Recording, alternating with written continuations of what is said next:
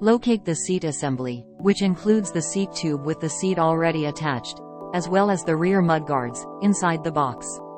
This component is the mudguard clamp. Follow the instructions in the video to correctly insert the mudguard clamp into the seat tube.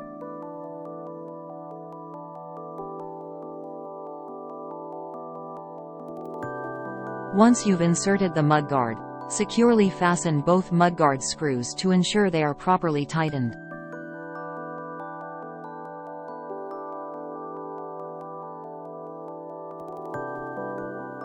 Your mudguard has been successfully installed.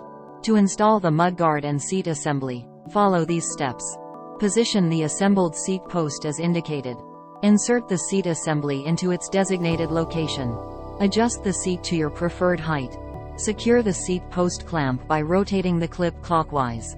Press the clip to lock the seat securely in place.